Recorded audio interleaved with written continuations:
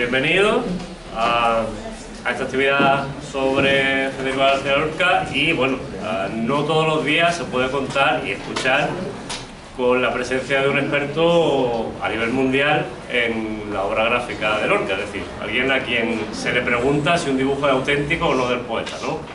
Con lo cual deberíamos aprovechar esta hora y poco que seguramente dura el encuentro.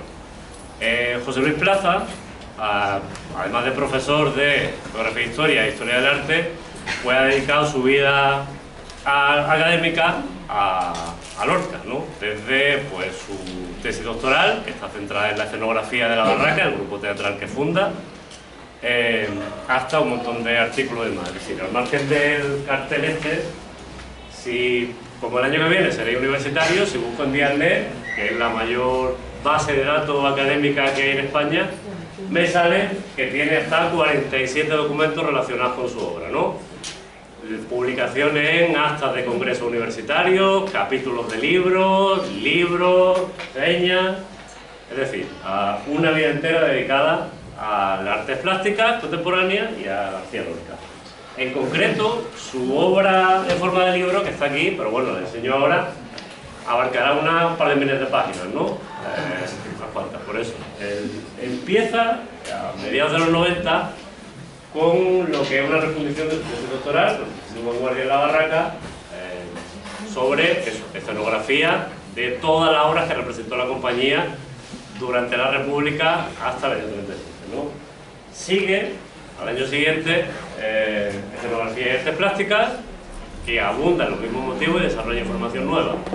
Hay una especie de impasse, ¿no? Unos años ahí donde hay publicaciones, pero no en formato libro, hasta que más recientemente pues descubre, yo creo que para el público español, que no teníamos ni idea de que existía, a un pintor fundamental en los estudios LGTB, como es Delmas Bowick, que fusiona además dos intereses que son muy lorquianos, el deseo y la visión religiosa.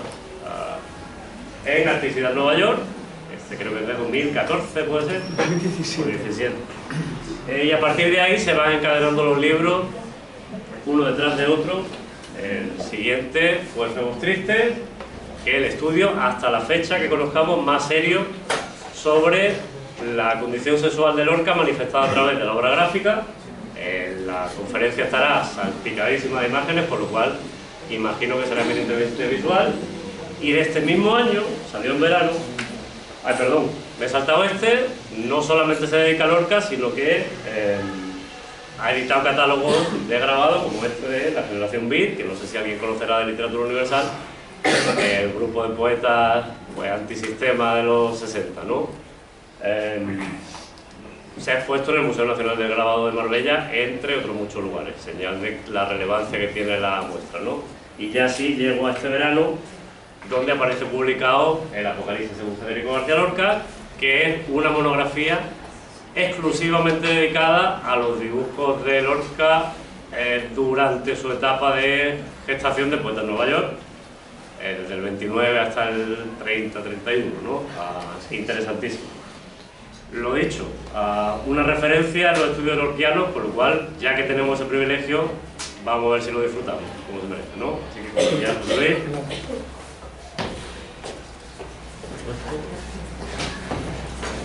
No sé si voy a tapar mucho la imagen. No, se ve bien. Se ve, ¿no?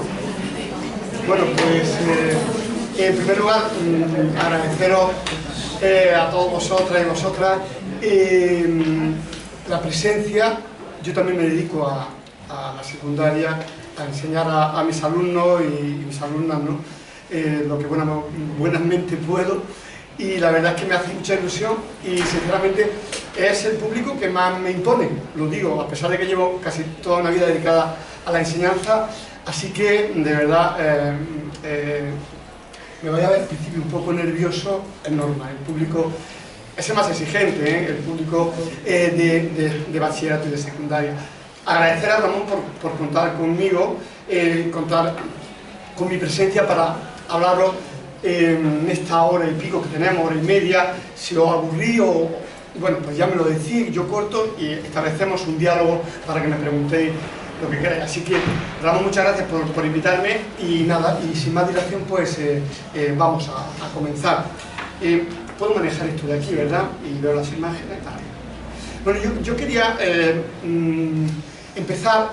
Hoy sabéis que se celebra el Día contra la Violencia de Género, ¿no? Que es un día, bueno, emblemático por obvias razones, ¿no? No voy a empezar con unos versos de Lorca, pero sí con una poeta que también fue maltratada, ¿no? Bueno, hasta la extenuación, ¿no? En este caso no por un hombre que también, porque en el fondo el alma de Stalin estaba ahí, sino por un régimen, ¿no? El régimen soviético, ¿no? Una de mis poetas preferidas, y que en este breve poema, y las décadas van pasando, torturas, exilios, ejecuciones, yo, ya lo ven, no puedo cantar. En esos versos está contenido todo, ¿no? Simplemente quería, como preámbulo, arrancar precisamente en este día tan emblemático con una poeta que sufrió lo indecible, hasta la pérdida de un hijo, ¿no? Y hasta la lucha porque no le concedieran el premio Nobel por enfrentarse a un estado totalitario y tremendo como fue el estado soviético, el estado estalinista, ¿no? Sobre todo, ¿no? Pero, claro, estamos en un día tan emblemático, vamos a hablar de la imagen femenina en la obra de Federico García Lorca. Yo voy a... sí, gracias, Ramón. Quería empezar homenajeando evidentemente a todo... a lo que se celebra hoy con un diálogo, parte de un diálogo de una de mis obras preferidas de Lorca, y a pesar de que se trata de la única obra realmente en la que Lorca se basa, la única obra que se basa en un personaje histórico como es la heroína Mariana Pineda, ¿no? Sigue siendo poco leída y bueno, y poco publicitada, ¿no? Yo tengo una edición también que hice para Mariana Pineda, para secundaria, que hice hace algunos años, ¿no? Y quería, bueno, ya lo leí, los versos, si os parece los leo yo. Yo te quiero, mía, ¿lo estás oyendo? Mía o muerta. Me has despreciado siempre, pero ahora puedo apretar tu cuello con mis manos, este cuello de nardo transparente, y me querrás porque te doy la vida. Fijaros, leídos este fragmento en un día como hoy, pone un poco la carne de gallina, ¿no? La piel de gallina, ¿no? En fin, quería arrancar precisamente con este párrafo donde, bueno, pues, no sé si conocéis la historia de Mariana Pineda. Más adelante voy a hablar un poquito de ella, voy a relatar todos los personajes y nada, y os hablaré un poco, ¿de acuerdo?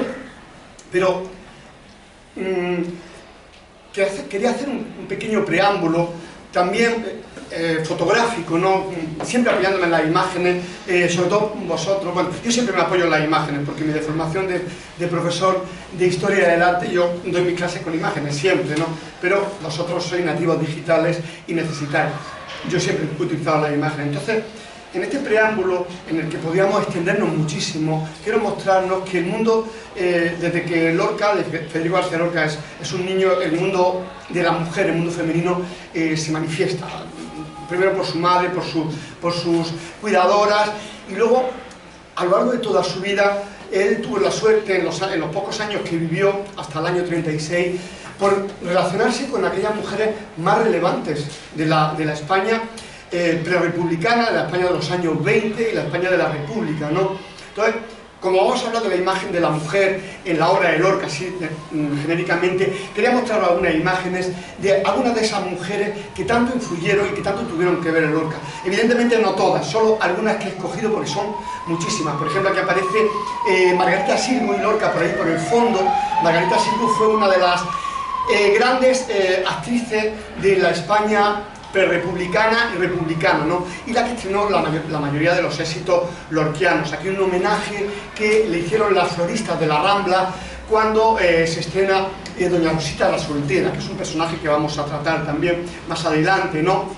También, como no, Elena Cortesina, ¿no? Otra de las grandes actrices, ¿no? Esta es una foto de su viaje a Buenos Aires, ¿no? Cuando él estuvo del año 33 a 34 en Buenos Aires, donde reestrenó y estrenó algunas de sus obras, ¿no? Más conocidas, por ejemplo, desde Mariana Pineda, Bodas de Sangre, o lo diré, La zapatera prodigiosa, ¿no? Bueno, Elena Cortesina, otra de sus grandes amigas, es una actriz y además tenía una compañía teatral. Aquí un homenaje que le hicieron en un pequeño fin de fiesta y veis a Federico rodeado de mujeres. Federico no se entiende sin las mujeres, ya lo vais a ver, tampoco sin los hombres, ¿no? Evidentemente por razones obvias que todos conocéis.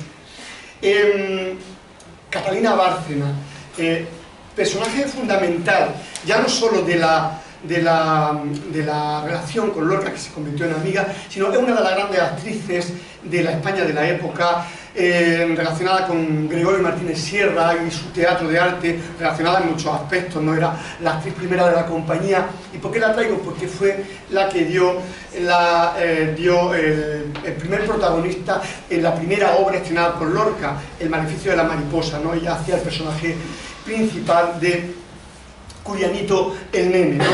En fin, aquí tenemos un retrato de Catalina y un dibujo que he traído, que es un retrato de Catalina realizado por Alalimón, por Federico García Lorca y Rafael Pérez Barrada, que era un pintor uruguayo muy importante y que influyó no solo en Lorca, sino en toda la vanguardia española. No me puedo, pero muy poco conocido porque hace muy pocos años que salió a la luz, que estaba en una colección privada.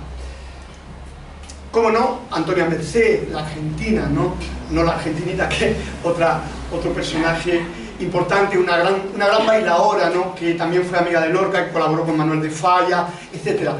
Mujeres muy relevantes de la época que triunfaron en España y que triunfaron, por ejemplo, esta foto dedicada desde Nueva York, en el año 1929, que es cuando Lorca pasa allí durante 6 meses.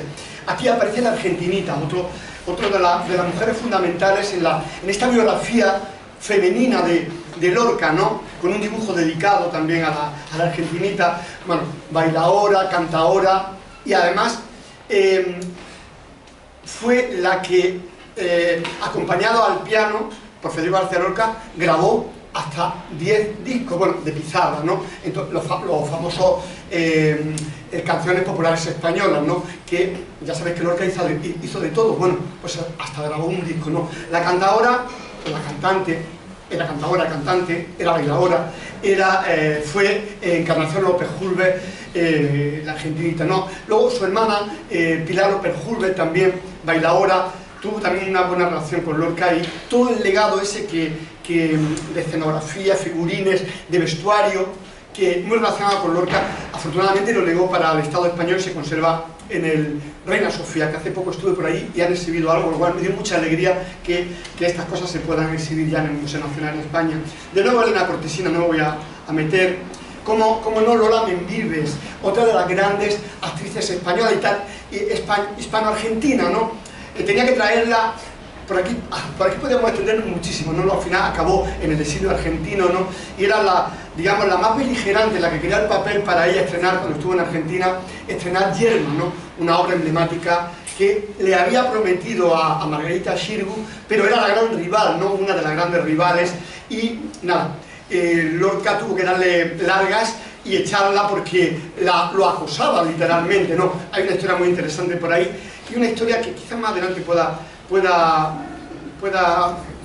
desvelar, ¿no? Que descubrí no hace muchos años, sobre la decepción que me creó esta mujer, que tanto apoyó a Lorca y que luego, bueno, después de su muerte, pues como que casi, bueno, reniega de él, ¿no?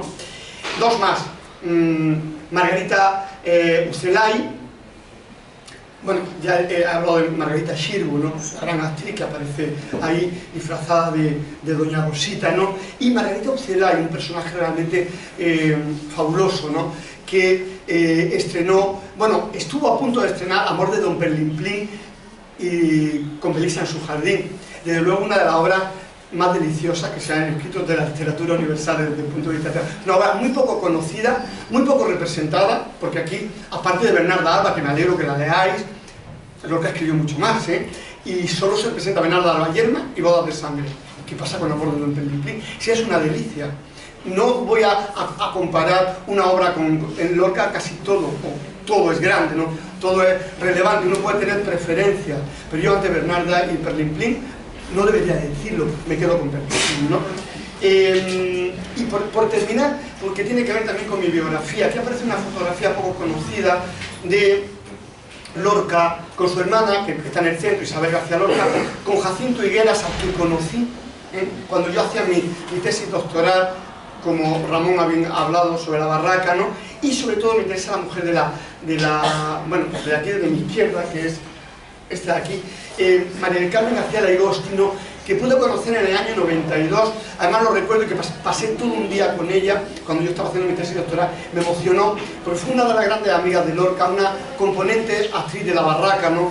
Y bueno, pues me emocionó estar en Fuentevaqueros toda una tarde con ella, toda una mañana y toda una tarde, y desde el punto de vista personal, y de lo que me contó de Federico, porque se centró en la figura hombre, humano, ¿no? Aquí no hablamos de académico, ¿no? Pues me emocionó poder, y yo desde hace ya una señora muy mayor, regresaba del exilio, ¿no? Como tantísimos republicanas que salieron, ¿no? Que regresaron, y pues no me podía creer que alguien que había estado, compartido muchas horas, muchos días de vida con Lorca, pues estuviera agarrada en mi brazo, ¿no? Y por eso quería traer un poco esta fotografía, ¿no?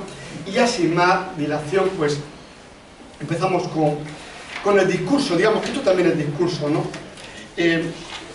A ver, bueno, simplemente como vamos a tratar al final sobre todo a Bernarda Alba, que quería traer esta fotografía que es de una Margarita Sirgu ya mayor.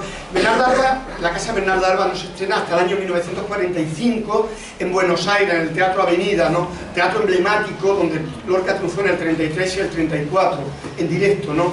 Y Margarita Sirgu preparaba el estreno para España en el 36, pero como todos sabéis, la madrugada del 17, el 18 de agosto del año 36, Lorca fue ejecutado, fue asesinado, y la obra no se estrenó, insisto, hasta el año 45, pero en Buenos Aires, nunca en España, bueno, nunca, después sí en España, ¿no?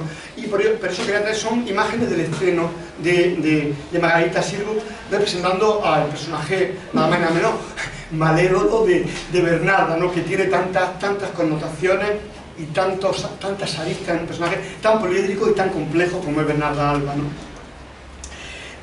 Podemos decir que bueno, el universo femenino en la obra de Lorca, la mujer, está presente en todo, en su teatro, que es donde me voy a centrar más, pero su poesía está llena también de personajes femeninos. Evidentemente, sus dibujos, que es lo que yo he estudiado, como muy bien Ramón ha dicho, bueno, llevo pues toda una vida dedicada a los dos, sobre todo los dos últimos libros que parece que hubieran salido, es verdad, seguidos. Bueno, yo creía que hubieran salido en un solo volumen, pero la editorial dijo que no queda demasiado. Son libros muy densos, pero tienen más de 15 años de trabajo, si no más, ¿eh? O sea, que son de investigación, de rastreo de dibujo, etc. Bueno, no son los personajes femeninos los más abundantes en la obra de Lorca, en la obra plástica. Ya sabéis que Lorca escribe, escribe teatro, escribe poesía, escribe prosa, muy pocas conocidas, sus místicas, compone, toca el piano, dirige teatro y dibuja. Y no lo hace mal, no lo hace mal. Pero yo no voy esta tarde a juzgar a Lorca pintor, digamos, porque no es nuestro cometido. Pero sí que vamos a ver algunas de sus imágenes, ¿no?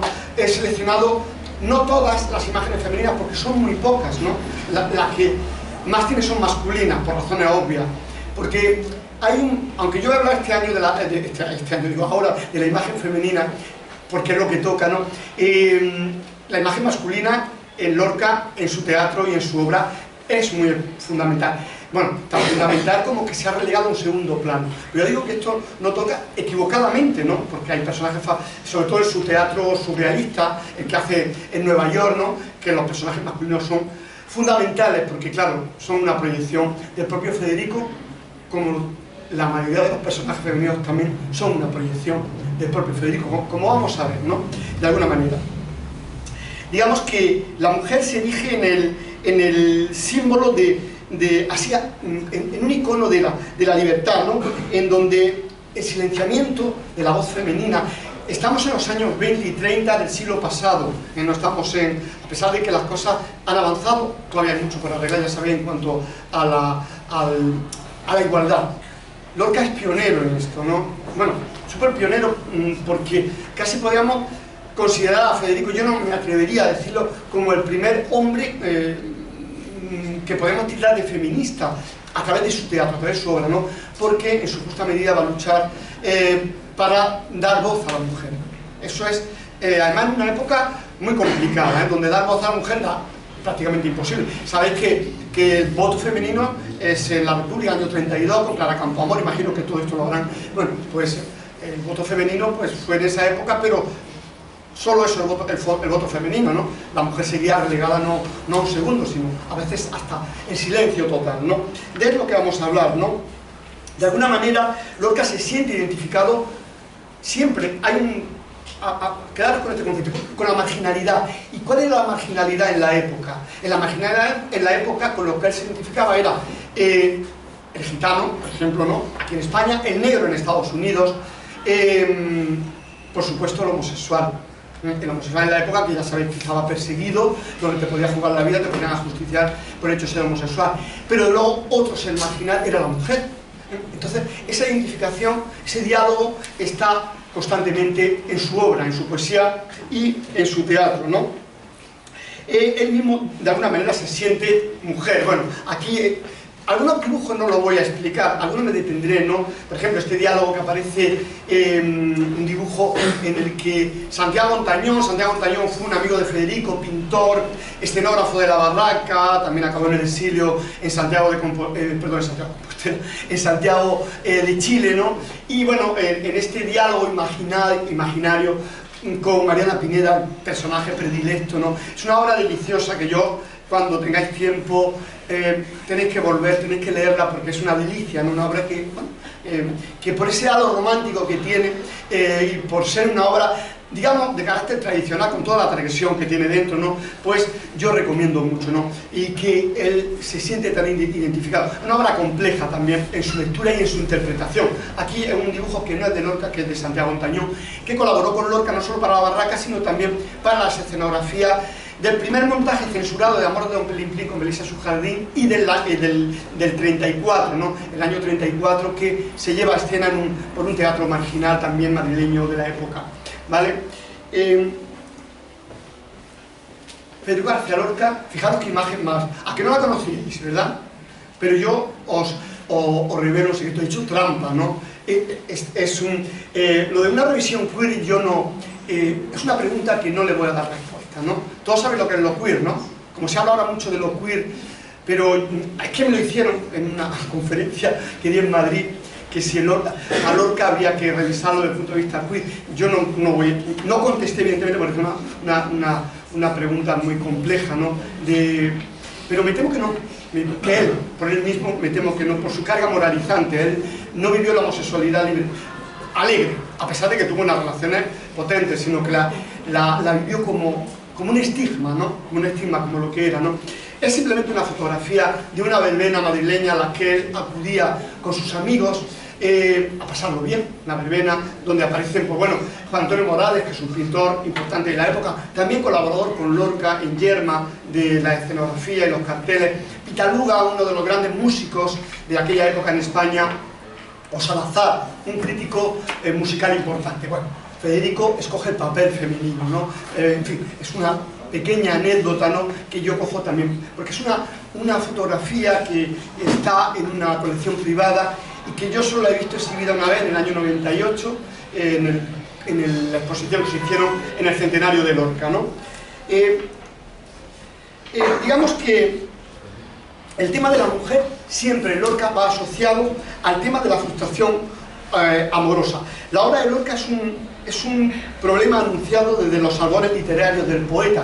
Si nos vamos a sus canciones, a sus primeros libros de poesía, a sus prosas, impresionantes prosas, sus místicas, ¿no? Bueno, todo esto está ya fraguado para luego estallar sobre todo en su teatro, ¿no? Pero el tema de la mujer siempre va asociado al tema de la frustración, o casi siempre, ¿eh? También al pavor y al miedo, ¿no? Pero casi siempre al tema de la frustración amorosa, como su propia frustración. Ya digo, libros de poemas, Sweet, que son libros primigenios, ¿no? Lorca siempre sintió una especial ternura, ¿no?, por la condición femenina. Pero como digo, esa frustración amorosa, que al fin y al cabo a lo largo de su vida y de todas sus historias sentimentales, aquí aparece con Dalí, ¿no? Que no me voy a extender porque eso da para varias conferencias, ¿no? Ese amor que probablemente nunca pudo ser por parte de Lorca, ¿no? A pesar de su insistencia, y esa huida de Dalí, luego esa traición, ¿no? que le va a valer la huida, o parte de la huida a Nueva York, ¿no? Afortunada huida para Lorca y para todos los que amamos su obra, pero por parte de Lorca sí que se sintió muy traicionado, ya no solo como frustrado amante, sino como amigo, ¿no? Que es lo más interesante. Pero aquí sí que son dos imágenes bastante sintomáticas, ¿no? El hecho de la frustración amorosa de por un lado aparece Emilio Ladrén, que fue un escultor bastante mediocre en la época, en aquella época, ¿no? Que supo pegarse a Lorca, porque Lorca era ya muy conocido, y bueno, uno se pega a aquel que puede promocionarlo, ¿no? Luego lo traicionó porque al parecer ni siquiera Emilio Ladrén era homosexual, porque acabó con una chica llamada Elena en Londres, ¿no? Y ese personaje, Elena, que es un personaje femenino, aparece en el público, en una obra que escribe en Nueva York, que termina en Cuba, y aparece como un personaje negativo. Y aparece en el Viaje a la Luna. El Viaje a la Luna es un guión cinematográfico que escribió Lorca en Nueva York y que no se descubrió hasta los años 80, ¿no? Donde el personaje va a aparecer como negativo. Todo apunta a que esa Elena era la Elena que se fue con Emilio Ladrén, a un personaje que, por cierto, por las referencias que hay contemporáneas, Lorca se quiso bastante. Bueno, la verdad es que Lorca era bastante enamoradizo, Yo traigo aquí era bastante enamoradizo. Y Rafael Rodríguez Rapún, personaje fundamental también en la biografía de Lorca, ¿no? ¿Hasta qué punto hubo relación o no? Pues no se sabe muy bien, ¿no? Fue secretario de la Barraca, tuvo una relación íntima, y es muy probable que los sonetos del amor oscuro, ¿no? Que son quizás de la obra más preciada de Lorca, esos sonetos gongorinos, ¿no? De carácter, bueno, pues tradicionales, barrocos, ¿no? Vayan dirigidos a son sonetos de amor, lógicamente, ¿no? Y por eso quería traer la vida de Lorca, como la mayoría de las heroínas que vamos a mostrar, heroínas mujeres, es la vida amorosa de Lorca frustrada, pero Doña Rosita la soltera, Mariana Pineda, Adela, la novia de bodas de sangre, la prima Angélica, Yerma, por citar aquellas más conocidas, todas acaban en la frustración, ¿no? Como su propia vida, como la propia vida amorosa de Lorca, que nunca llega a fraguar del todo, ¿no? Fíjate que yo, en una conclusión mía, pienso que el gran amor de su vida, sin serlo, fue Dalí, y que sepamos no hubo nada, ¿no? Digamos que aquí pues aparece Mariana Pineda, ¿no? Digamos, hay dos arquetipos de mujer, ¿no? Que a Lorca le interesan y que refleja sus dibujos, pero también en su obra literaria, que son, por un lado, la heroína, ¿no? La heroína granadina, ejemplificada en Mariana Pineda. Estos dibujos son realizados por Lorca para una edición que hizo de Mariana Pineda en el año 1928, una editorial madrileña, La Farsa, ¿no? Y hizo una serie de 5 dibujos, que aparece en el cadalso. Ya sabéis que Mariana Pineda fue condenada al garrote vil, ejecutada por Fernando VII. Los que de historia del mundo contemporáneo, o vuestros profesores, imagino que os hablarán, no sé si de Mariana Pineda, pero de Fernando VII seguro que sí, ¿no? Si no, pues le preguntáis vosotros a vuestros profesores sobre Mariana Pineda, porque es un personaje fundamental de la historia de España, una mujer que da la vida por la libertad, por el bordado de una bandera, ¿no? Y que además no da su brazo a torcer, la heroína romántica por excelencia. Eso por un lado, ¿no? Y desde luego la solterona, ¿no? Es otro de los estereotipos que más le llaman la atención a Lorca.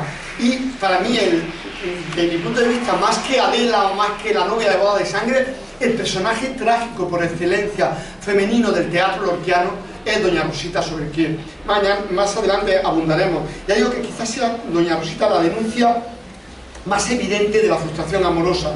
En este universo femenino, todavía más que Yerma, o que incluso Bernarda Alba, generada por, ya sabéis, por la opresión de unas estructuras sociales y una forma de vida que coartaban la libertad en un tiempo en que el feminismo no existía.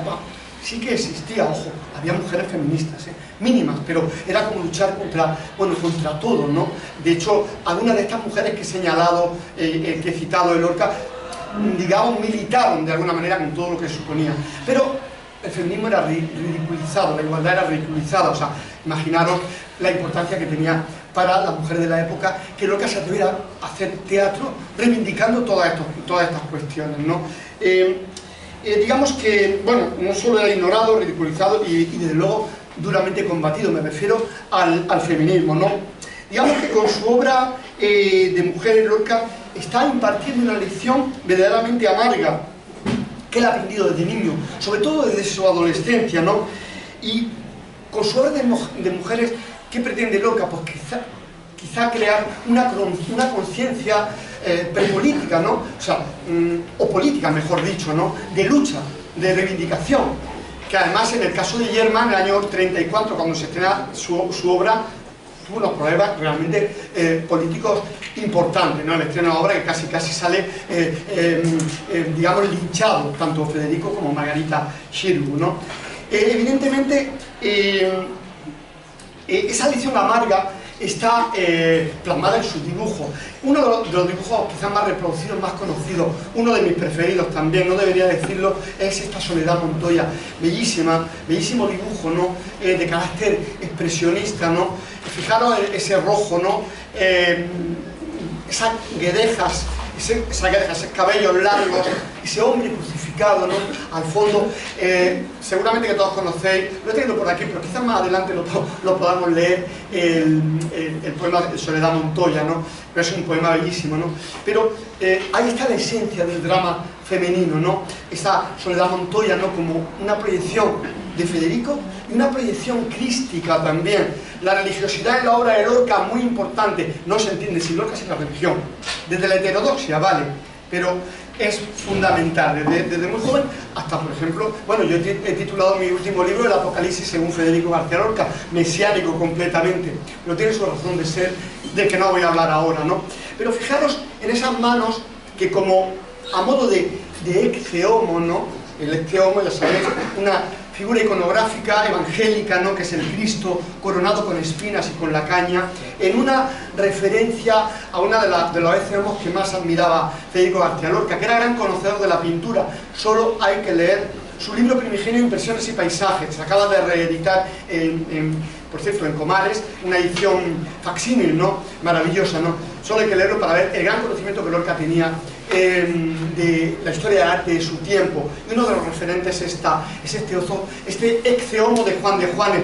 Claro, el color púrpura, ¿no? Que es el que aparece en los evangelios, ¿no? Y esas manos que son de ecce homo, pero también, bueno, lo vemos en algunos dibujos, ¿no?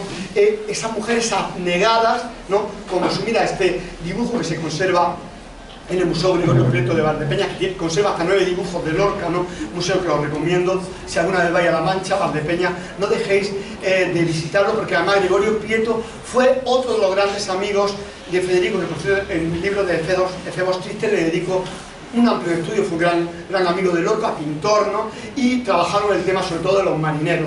El marinero como icono homosexual, como icono gay, una conceptualización más posmoderna que no viene al caso. Y como no toca hoy hablar de marineros, nos volvemos a las mujeres. Pero esas mujeres relegadas al olvido de un jardín, con esos ojos siempre tristes, siempre llorosos, y esas manos que se agarran al pecho, pues tenían un referente iconográfico en Lorca, ¿no? En su Granada, en esta Granada contrarreformista que todavía en el siglo XX, en los años vividos por Lorca en los años 20, era tan importante en esas Semanas Santas que él admiraba. Y esa dolorosa, por ejemplo, esta de José de Mora, que se exhibe en la iglesia de San Gil y Santa Ana, en Plaza Nueva, en Granada, ¿no? Donde vuelven a aparecer estas manos de Dolorosa, lógicamente, que se repiten. O sea, tenemos referencia iconográfica, en fin, yo aquí podría extenderme mucho más, pero es suficiente con esto, ¿no? Bueno, esta monja que profesa digamos, el mismo discurso. He seleccionado algunos dibujos, ¿no? A ver si no me quiero... sí, por aquí. Vale, sí, digamos que son frágiles mujeres, ¿no?, que sufren el amor y el anonimato del olvido regado a un apartado jardín, que no quiero leer mucho, ¿no? Bueno, o otro tipo de mujeres también, menos, digamos, más positivas en ese sentido, ¿no? Como él adornaba, ya sabéis que Lorca, bueno, dibujó de muchas maneras, dibujó de manera individual, para exponer, hizo 2 exposiciones en su vida, una individual, otra colectiva, pero sobre todo ilustraba cartas, ilustraba portadas de libros, ¿no? Pues el catálogo de los dibujos no cerrado todavía, más o menos controlado por mí y bueno, por algunos más por ahí, llega casi a los 400 dibujos. Son palabras mayores, un poco quiero reivindicarme a mí mismo porque también quiero reivindicar que Lorca, aparte de escritor, también es artista plástico, ¿no? Esa ha sido mi lucha a lo largo de casi 30 años de investigación, reivindicar a Federico García Lorca como artista plástico. Al fin y al cabo, mi formación no es de filólogo. He tenido que hacerlo cuando me metí en mi tesis doctoral, es sobre todo de historiador del arte, ¿no? Bueno, por ejemplo, también esta monja gitana, que sí que analizo en el último libro, ¿no? Esta monja gitana, que es un dibujo que se conserva en el Museo Nacional de La Habana, en un libro maravilloso que está también Soledad Montoya, y otros dibujos más, ¿no? Bien, vamos a ver si... Digamos que Lorca, a través de estos personajes femeninos, reivindicará el auténtico amor carnal como símil de su propio amor frustrado, como he dicho, ¿no? Y para ello realizará una radical protesta contra una sociedad mediocre y burguesa a la que le tocó vivir a él, dominada por unos valores decadentes, y para ello el poeta, que era gran admirador de las corrientes simbolistas y modernistas del fin del siglo XIX y principios del XX, va a reinterpretar 2 modelos de mujer, ¿no? Por eso he traído algunas imágenes que he elegido yo y que tienen que ver, no sé si Lorca algunas de estas las conocía, seguro que no, pero otras tienen que ver un poco con el planteamiento que yo quiero dar en esta primera parte de la conferencia, ¿no? Ese arte del fin de siglo, ¿no?, que caracterizaba a la mujer como el eje del mal, como la femme fatal, o sea, la mujer fatal, culpable de todo lo que le había sucedido al hombre desde los orígenes de la humanidad, desde Eva, ¿no?, la maldita Eva, ¿no? Por eso estos personajes que son arquetípicos, ¿no?, que aparecen, por ejemplo, aquí, si no, veo que es Salomé, ¿verdad? Bueno, son pintores sobre los que no me voy a detener, pero son de la época, son del fin de siglo, muy interesantes, ¿no? Pero lo que me interesa es la imagen, el arquetipo de mujer, siempre representadas como malas, como malévolas, como hundidoras, es contra lo que va a luchar Federico, esa idea que había perdurado, pues bueno, que había perdurado y que para algunos sigue perdurando todavía, ¿no? Bueno, pues algunas imágenes que la mostraron, también como Judith, estos personajes que aparecen en la Biblia, en el Antiguo Testamento, ¿no? O incluso en otras obras universales de la literatura, ¿no? Judith y Holoferne, por supuesto, Eva, la pecadora suprema, ¿no? Ya sabéis, la que tienta a Adán. En fin, esto se ha mantenido, como sabéis, a lo largo del tiempo, hasta nuestros días, ¿no? Es contra lo que Lorca va a luchar. Digamos que había 2 prototipos de mujer, ¿no? Y lo que, de alguna manera, Lorca es que va a unirlo todo, por un lado, digamos, la parte más sensual que proviene de la mujer, o sea, de la libertad. La parte, o sea, una mujer puede ser sensual, pero también puede ser madre, ¿no? Esa parte abnegada de madre, pues también tiene un referente, ¿no?, que en el fondo también va a luchar Lorca, ¿no?, que es la mujer como virgen y madre, ¿no? Por eso he traído algunas imágenes de vírgenes, bueno, la he escogido a mi gusto, ¿no?, de Antonio Damisina, ¿no?, esta maravillosa Madonna, ¿no? Esa, digamos que, en contraposición con estas imágenes, veremos unas imágenes de mujeres puras, desexualizadas, ¿no?, cuyo símbolo era la Virgen María, ¿no?, que, digamos, aglutinaba todo, ¿no?, aunque siempre de reminiscencia arquetípica, ya digo, y ancestral de la sociedad antigua. Bueno, veo algunas, simplemente para que veáis algunas imágenes por entreteneros, ¿no?, y mostrar imágenes que, por cierto, le interesaban a Lorca, y que de alguna manera él también traspasa a estos dibujos, que es verdad, que seguramente pueden provocar, pues, esa sonrisa, ¿no?, a vosotros, a vosotras, ¿no?, por ese carácter ingenuista, ¿no?, que aparentemente tienen, ¿no? En Lorca no hay nada ingenuo, pero es verdad que sus primeros dibujos pecan un poco, sobre todo sus primeros dibujos, de esa carga de ingenuidad. Pero aquí nos está presentando una maternidad. En el fondo es la tradición iconográfica que hemos visto hasta ahí, ¿no? Digamos que, bueno, esta Virgen de los Dolores, ¿no? También del Museo de Gregorio Prieto en Valdepeñas, ¿no? Por mostrar otro tipo de mujer. Al fin y al cabo, la Virgen María también fue mujer, no olvidarlo, después fue virgen y todo lo demás, pero no entro en terrenos teológicos porque no es el caso, que en Lorca es bastante importante, pero no podemos detenernos, ¿no? De nuevo volver a Salomé. Y he traído esta obra que se conserva en la National Gallery de Londres porque Pibis de Chavans es uno de los referentes de Lorca, es uno de los pintores que más le gustan, ¿no? Y estoy completamente seguro que conocía esta obra como otra que vamos a ver más adelante, ¿no? Evidentemente, digamos que la imagen e idea de la mujer finisecular como elemento negativo se mostrarán bifurcadas y contrapuestas en la literatura y en el arte, haciéndose eco Lorca de esa contradicción hipócrita, ¿no? Recordemos el caso de Bernarda Alba, ya poco a poco nos vamos a acercar a Bernarda Alba, ¿no? Que dominó la sociedad, no solo española, de toda Europa, convirtiendo a la mujer en pecadora, perversa, artificial, aunque bella y estéril, ¿no? Recordar Yerma, la mujer estéril, ¿o era el estéril el marido? Una pregunta que no tiene respuesta, ¿no? Pero cada uno, frente a la mujer sublimada como persona y como madre. ¿Qué va a hacer Lorca? Aunarlo todo, ¿no? De aquella manera, y aunar esa trama es bastante complejo y él lo salva perfectamente, ¿no? Ya sabéis que la ciencia decimonónica y la del siglo XX justificaban y probaban que por supuesto la supuesta inferioridad mental de la mujer, que justificaban su reclusión y su tutela por parte del varón, del marido, ¿no? Médicos prestigiosos, no lo digo yo, lo dicen médicos prestigiosos como Gregorio Marañón, llegaban a decir, a ver, aquí sí, bueno, llegaban a decir que eso, que la mujer solo tenía un papel biológico, ¿no? Y solo podía ejercer su estatus de madre, ¿no? Su función social estaba marcada por el matriarcado, o sea, como mujer nada más. La Iglesia Católica, a través de sus sermones y la presión que ejercían los confesores, exhortaban a la mujer a la abnegación y el sacrificio de ellas mismas, ¿no?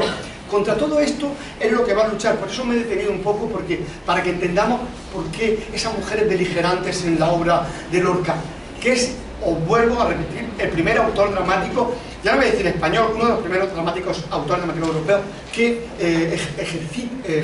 escriben sobre la mujer libre, o sea, la mujer en igualdad de derechos, ¿no? Sí, vamos a ver. Digamos que, fijaros, tengo aquí bastantes cosas escritas, pero bueno, decía, son palabras, las voy a repetir porque me hace mucha gracia, a vosotros imagino que también, aunque maldita la gracia que tiene, dice: el disfrute activo del sexo despierta en la mujer un instinto criminal latente que es desastroso. Palabra de don Gregorio Marañón, que todavía tiene un nombre de hospital. Por cierto, era un gran neurólogo, y por cierto que influyó en Lorca también, pero desde otro punto de vista, que no voy... Hubo una exposición el año pasado en Viena sobre Gregorio Marañón y Lorca, Dalí y Freud, que no ha llegado a España, bueno, pero me voy a hacer con el catálogo como sea. O sea, que tiene que ver, pero estoy hablando de lo que opinaba un Gregorio Marañón que estuvo en el estreno de Yerma y que la elogió, ¿no? Son palabras de él, ¿no? Y para que veáis cómo estaban las mentes masculinas en aquella época, ¿no? Dice: se vuelve excesivamente erótica, su sentimiento maternal se debilita y se hace disipada, astuta y audaz. Insisto, palabra de Gregorio Marañón, ¿no? Contra todo esto, hombre, por supuesto que si la mujer ejercitaba solo el sexo, era aberrante, en todo ese discurso que ya conocéis, porque además lo peor de todo es que se podía convertir en lesbiana, o sea, imaginar, insisto, nos vamos a los años 20 y 30 del siglo XX, ¿no? Todo esto, ahora vosotros que sois muy jóvenes, que afortunadamente estáis educados en igualdad y que seguimos haciéndolo, os sonará como muy lejano, pero no es tan lejano, ¿no? Porque yo que soy mayor que vosotros lo he vivido de alguna manera, soy de otra generación ya, que la mujer pudo acceder, ¿no? Pero todavía yo que soy de un pueblo por ahí perdido de Jaén, he visto cosas horrorosas cuando era niño, ¿no? Esta nueva mujer, ¿no?, fue la que va a reivindicar Lorca, ¿no? Yo había traído, he cortado, es un cuadro de Dalí. Hay una época de Dalí muy importante, la época lorquiana de Dalí, como hay una época daliniana de Lorca, que van de los años 26 al 28, ¿no? Este cuadro es un referente, hay varios cuadros que son referentes lorquianos, Cenicitas, ¿no?, que realmente es una reinterpretación también del nacimiento de Venus, de ese cuadro que nada tiene que ver, ¿no?, del cuadro famoso de Botticelli, que seguramente los que creen historia del arte lo estudiarán este año cuando lleguen al Renacimiento, ¿no? Donde se plantean cuestiones muy interesantes, porque también hay un Lorca temeroso de la mujer, no temeroso de la mujer, temeroso del sexo real femenino, ¿no? Tanto a Dalí como a Lorca le aterra el sexo femenino, ¿no?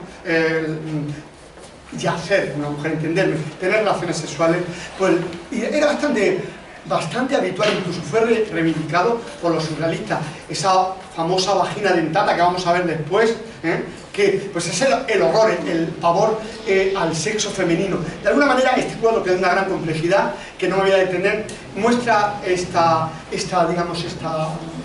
idea, ¿no? A ver, damos un salto, digamos que como consecuencia,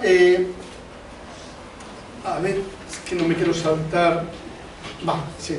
Como consecuencia la mujer se vio obligada y condicionada por el prototipo ideal que según la moral establecía debía parecerse, reprimir y someter su propio instinto sexual. Es a todo ello precisamente a lo que se refiere Lorca en sus obras dramáticas, manifestándose siempre en contra de esa tradición que parte del siglo XIX, probablemente el siglo más misógino de los últimos siglos, de los últimos 10 siglos, ¿no? Donde la protagonista es siempre la mujer en sus obras, ¿no? Me voy a permitir, ¿no?, sobre todo el ejemplo de Doña Rosita la soltera. Son palabras literales de Lorca. Dice Lorca, cuando va a estrenar esta obra, dice: Doña Rosita es la vida mansa por fuera y requemada por dentro de una doncella granadina que poco a poco se va convirtiendo en esa cosa grotesca y conmovedora que es una solterona en España. Cuántas damas maduras españolas se verán reflejadas en Doña Rosita como en un espejo. He querido que la más pura línea, conduzca mi comedia desde el principio hasta el fin. Y se pregunta Federico, ¿cómo he dicho?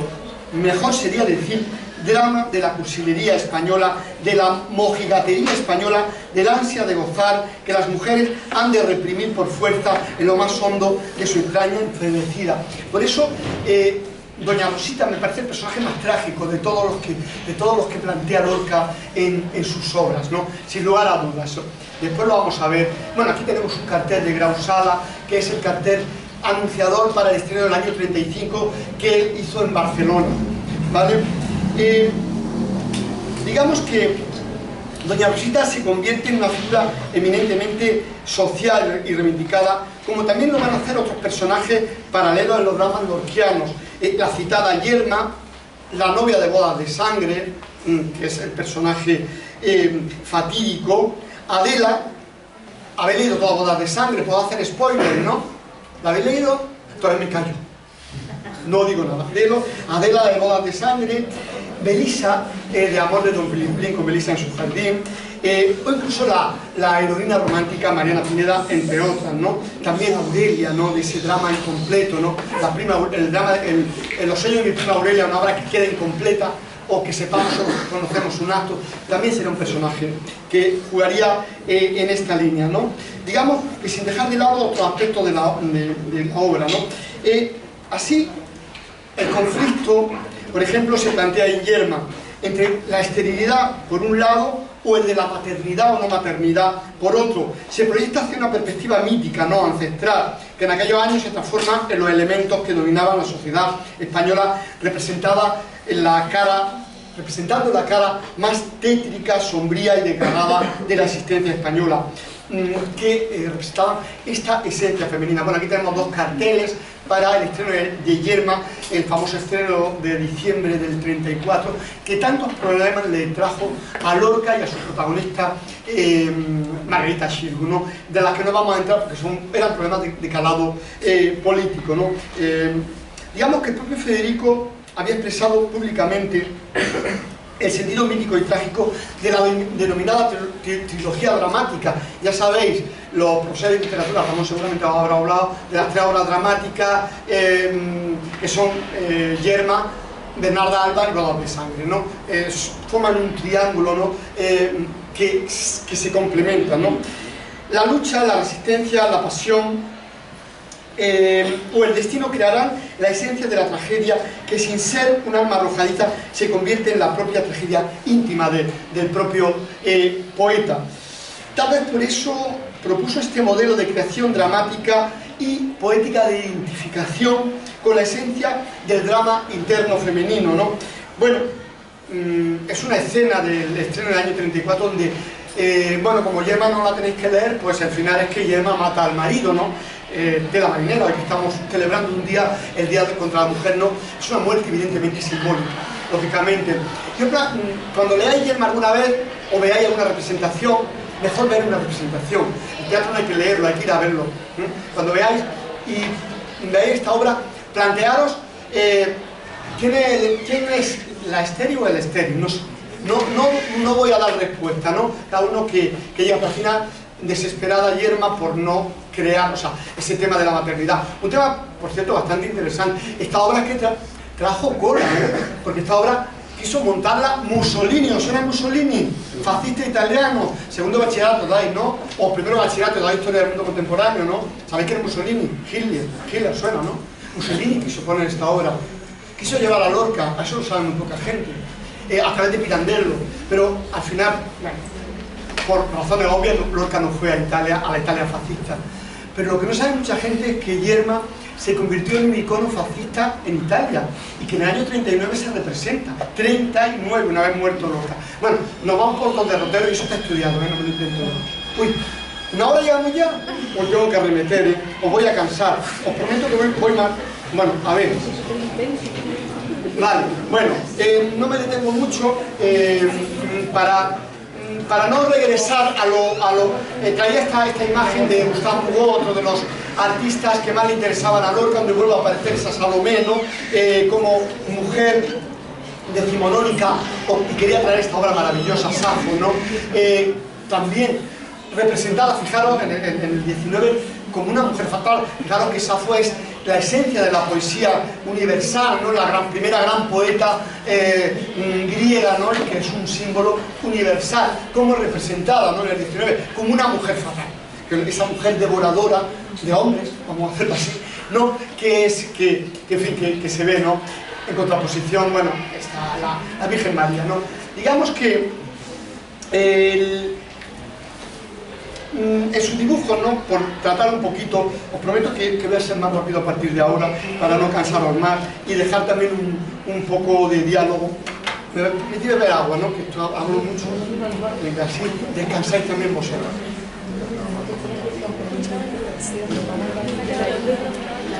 Digamos que Lorca muestra todo esto en el universo femenino, se plasma en sus dibujos, que de alguna manera los dibujos son una proyección de su obra poética y dramática, no olvidarlo, siempre van en interrelación, por eso yo os traigo sus dibujos.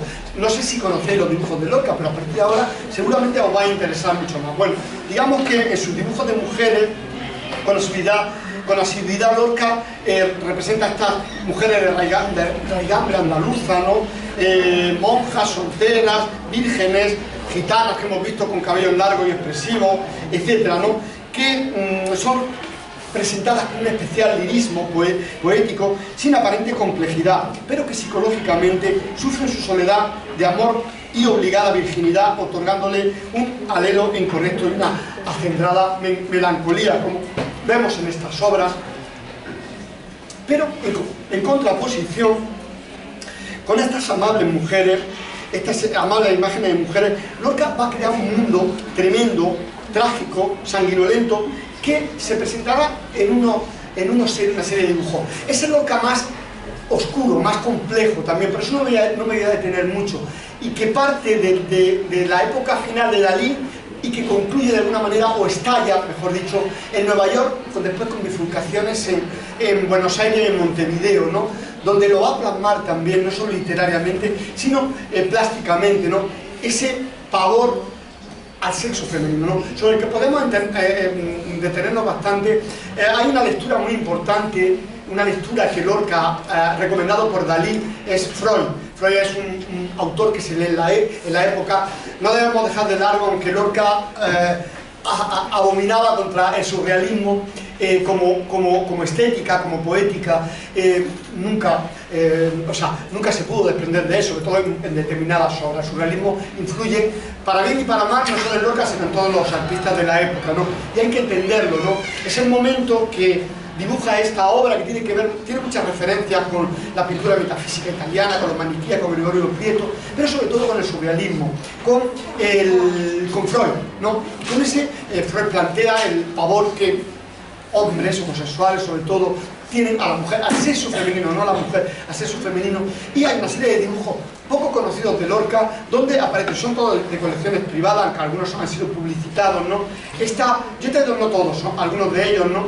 Bueno, el contexto es esta obra daliniana, La miel es más dulce que la sangre, una obra que se vendió, que sabemos que en las últimas manos en que estuvo fue la diseñadora Coco Chanel, que por cierto hay una exposición ahora en Madrid de ella junto en el Museo Thyssen, ¿no? Esta obra está perdida, una obra clave, La miel es más dulce que la sangre. Es la obra, sería más o menos la obra, lo que el Guernica es a Picasso, esta obra podría haber sido, o es a Dalí, pero está desaparecida. Seguramente la tiene alguien, perdida no está, alguna vez aparecerá, ojalá no, y donde se plantea todo este mundo tremendo, ¿no? Entre otros temas de miedo a la mujer, ¿no? Es todo el dibujo, la fecundación del niño Azucena, dedicado a Dalí, o el Epitalamio, que es un dibujo de una colección privada de Daniel Zarza en Madrid, ¿no? Evidentemente, pues estamos a lo que vemos, Epitalamio, ya vemos el título, ¿no? Y, bueno, realmente esto sigue una tradición iconográfica, ¿no? La representación del sexo femenino que viene desde el siglo XIX.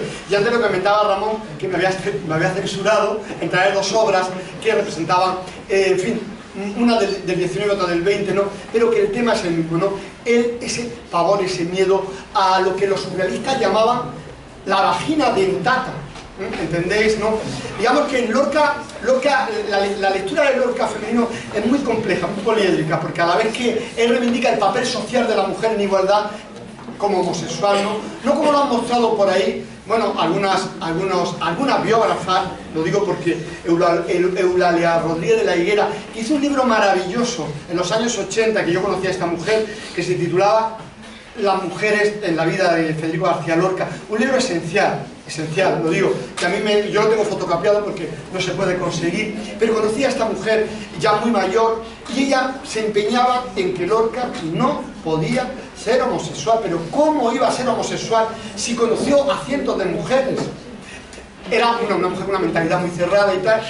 Yo le dije, quizás precisamente por eso, ¿no? Pero en fin, aquí no vamos a plantear de por qué o no eres homosexual, pero ella planteaba que, pues eso, que no podía ser homosexual y tener miedo al sexo femenino estando con tanta mujer, ¿no? De todas maneras es un libro bastante interesante que a mí me ayudó muchísimo en mi investigación, ¿no? Por eso la he citado a una señora que ya hace años que murió, ¿no? Bien, el tema, fijaros, este dibujo de la serie Paloma por dentro, en la mano de vidrio, que es un libro que hizo muy poco conocido, con Pablo Neruda en el año 34 en Buenos Aires, y que afortunadamente lo tenemos en España, lo compró el Estado español y está en la Biblioteca Nacional, una serie de dibujos muy tremendo, de gran raigambre, surrealista, expresionista, ¿no? Y yo no digo más, el poema se titula Agua Sexual y bueno, es una Venus, ¿no? Ahí aparece la palabra luna, etc. Elemento tanático, elemento erótico, etc. o uno de mis preferidos, este Probable Martirio de Santa Rodegunda, que se conserva en la Library de Nueva York, donde hay varias obras de Lorca y algunos originales, como algunos poemas del Cante Hondo, ¿no? Donde, bueno, no quiero remitir a mi libro ni quiero hacer propaganda. En mi último libro le dedico muchísimas páginas al análisis de lo que estoy hablando ahora, muchísimas páginas que Ramón sí que lo ha leído y lo sabe bien, ¿no?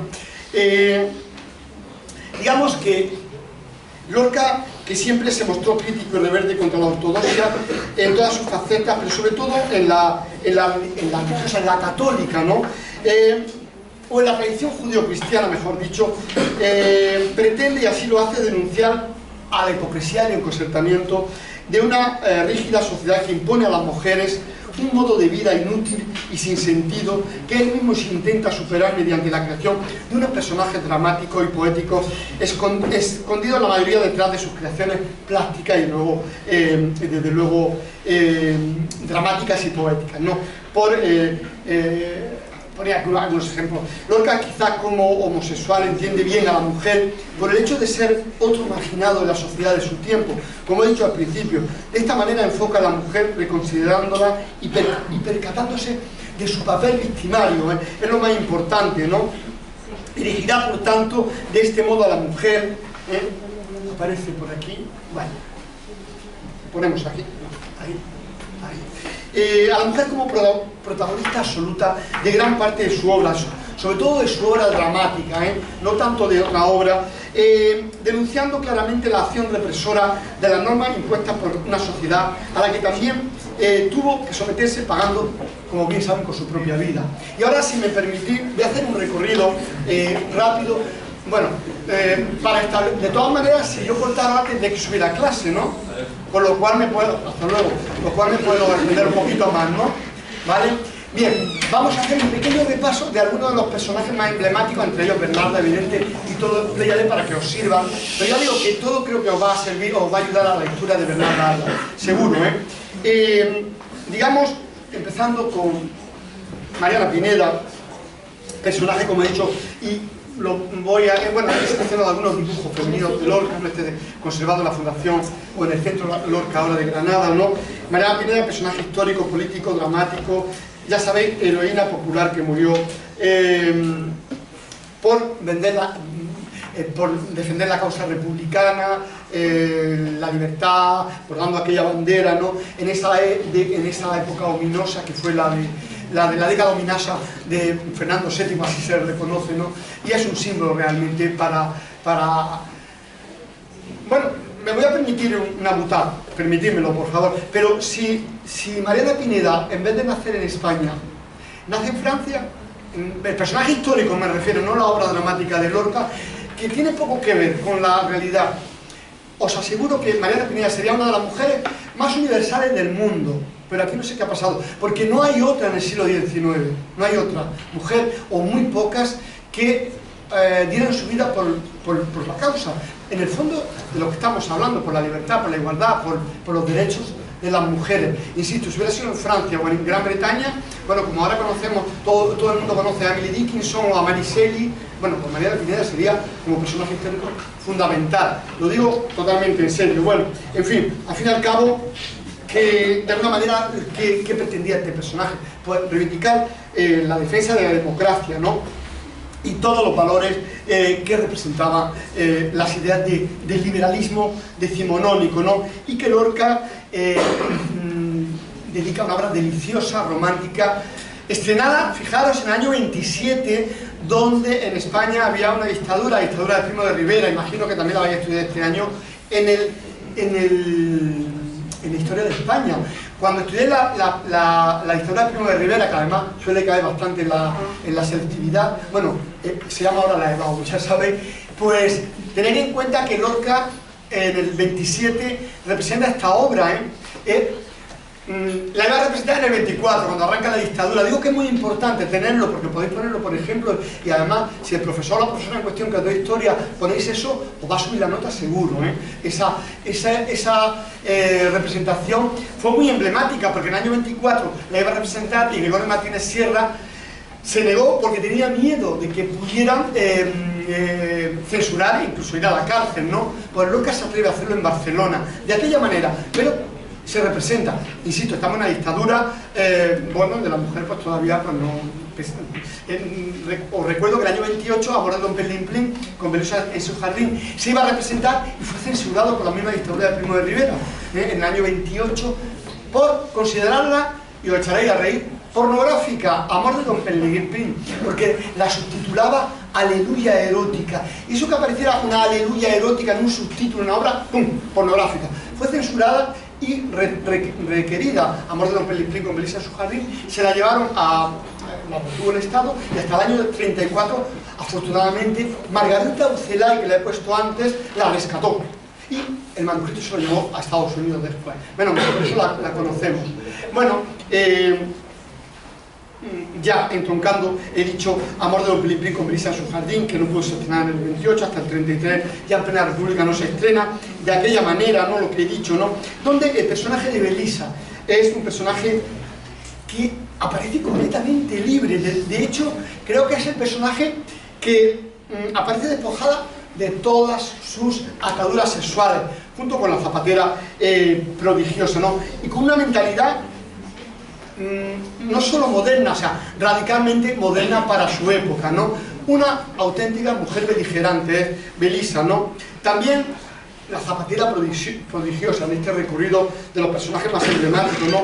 Mujer joven, fugaz, libre, violenta, ¿no?, entre comillas, ¿no?, hablando metafóricamente, cómo se subtitula la propia farsa, ¿no?, que desafía sin rubor a las anquilosadas, digamos, normas de la época, ¿no? Bueno, aquí traigo algunos figurines diseñados por Lorca, ¿no?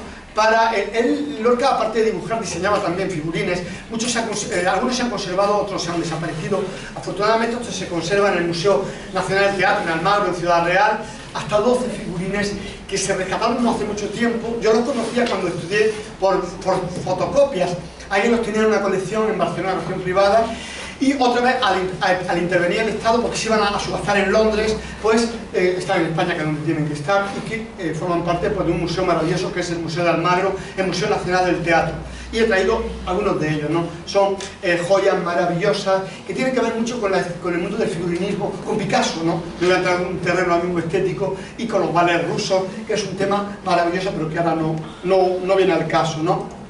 Evidentemente, la novia de boda de sangre que lucha a contracorriente por un amor imposible, retando a la pacata y conservadora sociedad de su tiempo en una España rural y atrasada, ¿no? Recordéis que la obra se desarrolla, está inspirada en un crimen que sucedió en Almería en el año 28, y que luego Lorca, pues, poetiza, ¿no?, esa historia, y bueno, la convierte realmente en una tragedia griega. Fue uno de sus grandes éxitos en vida, ¿no? Tanto que mucha gente no sabe que cuando él estuvo en Nueva York en el año 29 y 30, y en el año 33 Bodas de Sangre se estrena en Broadway. ¿A qué no lo sabíais? ¿A qué no, verdad? Pues se estrena en Broadway. ¿Y qué sucedió? Pues un fracaso absoluto. Evidentemente no se estrenó porque no era el lugar adecuado. Podríamos extendernos sobre la idea del teatro, ¿no?, y por qué Lorca escribe Bernarda Alba, se hace más tradicional, entre comillas, o más comercial, La ciudad soltera, Boda de Sangre. Es que él quería triunfar en el teatro económicamente, quería hacer un teatro comercial, ¿no? Sin meternos en muchos derroteros, ¿no? Es la idea, ¿no? Porque frente a ese teatro hay un teatro mucho más surrealista, más vanguardista, ¿no?, en el que no he entrado, lógicamente, ¿no? Y esa es la idea, ¿no? Qué bien, voy a estrenar en Nueva York, ayudado por una amiga, Irene Lewinson, etcétera, etcétera, y estrenar Boda de Sangre, evidentemente es un absoluto fracaso, ¿no? Pero es una obra que creo que ya había pasado frontera. Es una obra fundamental, ¿no? Sobre todo el personaje, bueno, aquí hay dos personajes enfrentados, como bien sabéis. La madre, que es un poco Bernarda también, en algunos aspectos, ¿no?, que tiene todos los estereotipos heredados de un patriarcado ancestral, donde le dice al hijo: oye, si tú quieres que tu mujer te haga caso, de vez en cuando dale. Eso aparece en la obra de Lorca, porque estamos al día con la lucha de mujeres. Lo que pasa es que no se puede, evidentemente, interpretar al pie de la letra. Y a mí el personaje trágico que me interesa es la novia. la novia que se casa con una persona que no quiere y que lucha contra todo. Y además, lucha que se va, el día de su boda, se va con su amante, que era su primo, por cierto, ¿no? Pero es la esencia fundamental de la libertad femenina, ¿no? El personaje de la novia me parece el más trágico, o uno de los más trágicos de Lorca, junto con, evidentemente, Doña Rosita la soltera, ¿no? Bueno, aquí aparece un figurín de Pepe Caballero, ¿no? Para el montaje del 35 en Barcelona, ¿no? Doña Rosita la soltera es una mujer que lucha en soledad por el ideal, que tardaría muchos años en cumplirse, una mujer abandonada, que lucha contra su propia tragedia, ¿no? El abandono, ¿no? Realmente, a mí me parece el personaje más feminista de Lorca, ¿no? El autor siente una profunda ternura por el personaje, reivindicando el papel de la soltería, un poco también como era él, ¿no? Recordamos que ahora tenemos los derechos y que los homosexuales, o sea, en una igualdad de género, a pesar de todos los problemas que hay, se pueden casar. Quizá a Lorca le hubiera gustado en aquella época, pero ese papel de la soltería ese también se identificaba, ¿no? En un país, ya digo, donde una mujer soltera no solo estaba condenada a la más terrible incomprensión y soledad, sino que se convertía en el hazmerreír de una sociedad hipócrita, como absurda. Mirad, me vais a permitir, lo he traído por aquí porque es que me parece uno de los textos más hermosos escritos por Federico, y yo quiero leerlo, si me permite, ¿verdad? Es un texto de Doña Rosita, en el que, arrodillada ante su tía, dice estas palabras, que yo creo que está toda la esencia de la tragedia femenina. Ya os prometo que me queda muy poco. Dice Rosita: me he acostumbrado a vivir muchos años fuera de mí, pensando en cosas que estaban muy lejos, y ahora que estas cosas ya no existen, sigo dando vueltas y más vueltas por un sitio frío, buscando una salida que no he de encontrar nunca. Yo lo sabía todo. Sabía que se había casado. Ya se encargó una alma caritativa de decírmelo, y he estado recibiendo sus cartas con una ilusión llena de sollozos que aún a mí misma me asombra. Si la gente no hubiera hablado, si vosotras no lo hubierais sabido, si no lo hubiera sabido nadie más que yo, sus cartas y su mentira hubieran alimentado mi ilusión como el primer año de su ausencia. Pero lo sabían todos. Y yo me encontraba señalada por un dedo que hacía ridícula mi modestia de prometida y daba un aire grotesco a mi abanico de soltera. Cada año que pasaba era como una prenda íntima que arrancaron de mi cuerpo. Y hoy se casa una amiga, y otra, y mañana tiene un hijo, y crece, y viene a enseñarme sus notas de examen, y hacen casas nuevas, y canciones nuevas, y yo igual, con el mismo temblor, igual, yo lo mismo que antes, cortando el mismo clavel, viendo las mismas nubes. Y un día bajo al paseo y me doy cuenta de que no conozco a nadie. Muchachos y muchachas me dejan atrás porque me canso. Y uno dice: ahí está la solterona. Y otro hermoso, con cabeza rizada, que comenta: a esa ya no hay quien le clave el diente. Y yo lo oigo y no puedo gritar, sino vamos adelante, con la boca llena de veneno y con unas ganas enormes de huir, de quitarme los zapatos, de descansar y no moverme más, nunca de mi rincón. Me parece un texto hermosísimo, bellísimo, y de una tragedia que hay que entender en el momento de la época. Doña Rosita la soltera es una obra deliciosa, deliciosa, que retrata una sociedad española de fin de siglo y principio del siglo XX, que es la soltería, ¿no? Que habla de mucho, ¿no? Está ambientada en una Granada decimonónica, digo, hermosísima, muy colorida por otra parte, pero para mí, de verdad, con toda la tragedia que esconde Bernarda, me parece el personaje más trágico de los dramáticos, ¿no? Lorquianos. Si acaso hay sobre todo la idea del paso del tiempo, ¿no? Es lo que te angustia de la obra, ¿no? Una obra que por lo menos voy a citar, que tiene mucho que ver con Así que pasen 5 años, una obra que va sobre el paso del tiempo y el encuentro con la muerte inevitable para todos, también para el propio Lorca, ¿no? Tiene que ver mucho, ¿no? Con Doña Rosita la soltera, bien que Doña Rosita lo plantea en un teatro verista, realista, y Así que pasó 5 años, un teatro surrealista, oscuro, muy complicado, muy críptico, ¿no? Pero que en el fondo está hablando de lo mismo, del paso del tiempo y la llegada de la muerte. Bueno, además, sobre el carácter visionario que tiene Así que pasó en 5 años, pone el pelo de punta porque Así que pasó en 5 años sucedía la muerte de Federico, pero no toca eso hoy. Vamos a seguir, que digamos que todo confluye, bueno, aquí, con Bernarda Alba, ¿no? Con la casa de Bernarda Alba, probablemente uno de los más radicales alegatos jamás escritos sobre el conflicto entre la autoridad y la libertad. Mucho se ha escrito sobre Bernarda, muchísimo, ¿no? Insisto, sobre el totalitarismo y la hipocresía, significada en una mujer cuya represión se convierte en una metáfora de la sociedad de su tiempo. Podríamos decir también que de esta, ¿no? Es un personaje que no ha envejecido, tan, insisto, extrapolable a muchas situaciones actuales, una sociedad hipócrita y dirigida, que era incapaz de comprender cualquier atisbo de libertad, cuyo concepto de lucha entre todos los personajes femeninos de la obra culmina, no lo puedo decir, culmina con algo que le pasa a Adela, ¿no? Como símbolo supremo del triunfo del amor sobre la represión sexual y también política, ¿no? Que representa a Bernarda, el personaje principal, la madre de todas las hijas que aparecen y en la obra, ¿no? Dejándose alumbrar visionariamente la más terrible tragedia de nuestra historia contemporánea. Bueno, aquí aparece el cartel anunciador del año 45 en Buenos Aires, alguna escena también de la primera representación, por eso la he traída, ¿no? Ese contraste entre el blanco y el negro, ¿no? Del luto, ¿no? Tan simbólico, y que Lorca lo deja escrito en su obra, cuando lo veáis ya lo veréis. Yerma también, personaje que resume todas las frustraciones, represiones y anhelos de los personajes femeninos de los dramas lorquianos, ¿no? Y sobre todo los sexuales, no me voy a detener mucho más en ella porque ya hemos hablado bastante. De alguna manera se trata el drama de la mujer estéril, que como poema vivo de la fecundidad, pero también de la liberación sexual, en búsqueda del hedonismo, del placer, que no encuentra con su marido. Esa es la metafórica muerte real en la obra, ¿no? Pero hay que entenderla más como una metáfora, no como un acto de violencia, ¿no? De liberación. Por lo menos yo así lo entiendo. Algo de esto se desprende también en la casa de Bernarda Alba, pero aquí resulta todavía... Bueno, aquí tenemos la escena de la romería de Yerma.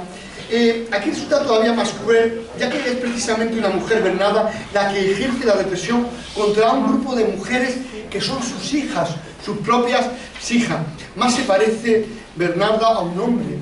Bueno, aquí aparece travestido. Bueno, he traído esta fotografía porque es una representación mítica de Bernarda Alba en el año 76, un año de la muerte del dictador Franco, que acababa y todo, y se montó esta obra donde por primera vez un personaje, un hombre, un actor, hace el papel de Bernarda, ¿eh? Se ha hecho muchas veces después, pero es emblemático, ¿no? Quizás porque todas esas connotaciones patriarcales que tiene el personaje de Bernarda, que es tremendo, que es terrible, ya lo veréis cuando lo leáis, que da miedo. Bernarda da mucho miedo, ¿no? Y para nada de verdad que da terror. O bueno, si veis una representación aún mejor todavía, ¿no? Bernarda, digo, como hombre travestido, es una palabra mía, ¿no? Que ejerce su sentido de la autoridad en el sentido más peyorativo de la palabra, masculino en el más peyorativo, entenderme, ¿no? Como patriarcal, ¿no? Como una déspota improvisto, desde luego, de cualquier tipo de sentimiento, ¿no? Al igual que Bodas de Sangre y la casa de Bernarda Alba, ayer ya digo que forma parte de la trilogía dramática. Bueno, en fin, esto ya no lo vuelvo a insistir. Vamos a ir concluyendo para, digamos, dejar, sin meternos en cuestiones, ¿no? Porque es muy probable que el primer título sí que quería incidirlo de Bernarda Alba fuera La destrucción de Sodoma, o quizá fuese otra obra, porque se conserva un fragmento por ahí, la Fundación García Lorca, ¿no? Y que luego le cambiara el título, él pretendía, en fin. Con lo cual hay también una lectura teológica, bueno, hay muchísimas lecturas. La bibliografía que hay sobre Lorca es apabullante, os lo puedo asegurar, ¿no? Con lo cual hay tantas lecturas exegéticas, algunas incluso exegéticas, me refiero a evangélicas o mesiánicas o religiosas, ¿no? En las que no me voy a detener, ¿no? Digamos que pasamos, ¿no? Yerma, Mariana Pineda, ya termino, os lo prometo, zapatera religiosa, hay que proyectarla hacia una perspectiva también social y política, ¿no? A través de variados aspectos de la obra. Esos otros que acechan a Yerma, por ejemplo, son los mismos que Lorca nos hace ver en Bernarda Alba. o en Doña Rosita la soltera, que son sin duda la cara más tétrica, sombría y desgarrada de la existencia española de aquellos años, y que luego se extendieron, por desgracia, muchos años después en la larga dictadura, ¿no? Ambas obras suponen, me refiero sobre todo a Yerma y Bernarda Alba, la tragedia del varón ausente, equiparándose en la propia tragedia. Os recuerdo que, ¿lo digo? Sí, ¿no? Quizá el personaje más importante de Bernarda es el que no aparece, ¿no? Que es Pepe Romano. Pepe Romano es el único personaje masculino que no aparece, pero que todos sabemos que está ahí, porque es el que desencadena todo, ¿no? Es un personaje fundamental, ¿no? Es un personaje que yo he visto alguna representación que lo hacen aparecer, con lo cual lastra la obra, porque la clave está ahí, ¿no? Quiero decir que, aunque no aparezca, es fundamental, porque es en el que giran todas estas mujeres, ¿no? Digamos que se equipara de alguna manera esta obra enlaza con las grandes tragedias griegas, ¿no? Con el complejo de Edipo, ¿no? Investido de su mujer, la protagonista, como sustituta del padre ausente, ¿no? Esa Bernarda Alba que hace de padre y que hace de todo, ¿no? Es tremenda, ¿no? La hembra, digo hembra en el sentido arquetípico, enamorado, que es Adela, el otro personaje fundamental, la más joven, la más guapa, ¿no? De la que está enamorada Pepe el Romano, ¿no? Que agoniza a la espera de ese hombre viril, ¿no? Al que ve a escondidas, ¿no? Fogoso, ecuestre, aparece a caballo, ¿no? A caballo, el caballo es un símbolo muy recurrido en Lorca, ¿no? Tanto en su obra surrealista, donde aparecen los caballos en el público como fuerza de la naturaleza, como fuerza, empuje erótico, aquí también, ¿no? Pepe Romano a caballo, ¿no? Como símbolo de erotismo. O Doña Rosita, que se resigna, sin embargo. Ella no va en busca de los hombres, ni del placer, ni de nada, ¿no? Por eso me parece tan trágico, ¿no? La transgresión de Adela apuesta por una relación amorosa. Me refiero al personaje de Adela de Bernarda, ¿no? Que está socialmente condenada, como la novia de bodas de sangre, que se va la noche de bodas con su amante. Va a arrastrarla, y no lo digo, pero de alguna manera ese arrastre donde va Adela, ¿no? Que ya descubriréis, supone una liberación. De alguna manera, yo lo quiero interpretar así, por no tener que aguantarse, no solo a su madre, a sus hermanas, ¿no? Sino a su propia castración, porque al fin y al cabo estaba condenada a vivir entre cuatro paredes, una cárcel tremenda, ¿no? No sé si queda bien. Sí.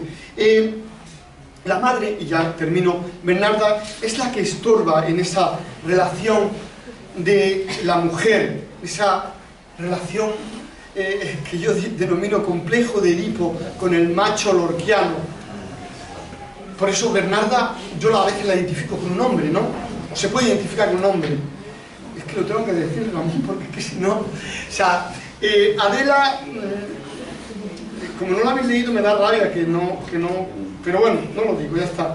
El desenlace de la casa de Bernarda Alba pone punto final a la trayectoria dramática lorquiana. Bernarda Alba se iba a estrenar en Vida de Lorca, estaba todo preparado para estrenarse, pero al final no se estrena, ¿no? A esa topografía de lo que yo llamo castración, ¿no? En el fondo también Lorca, a pesar de que él vive su sexualidad, de alguna manera se le reconocen varias parejas y seguramente pues disfrutó con ello, pero siempre lo tuvo en su interior. Él no vive la homosexualidad como una, digamos, una liberación, sino estigmatizada, que es como viven la sexualidad estas mujeres, ¿no? Hay una equiparación, evidentemente un diálogo, ¿no?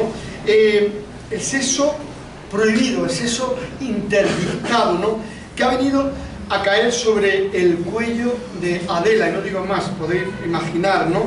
Incluso en su formulación plástica, en sus dibujos, ¿no? Esos dibujos de marineros, de clown, de payasos, donde la gorguera, el cuello los estrangula, ¿no? Esa castración freudiana, ¿no? Lo tengo que decir, lo siento. La muerte de Adela, el Edipo integrado en ella, o sea, el propio Lorca, era, desde el drama lorquiano, una muerte anunciada. Y muchas gracias, ¿eh?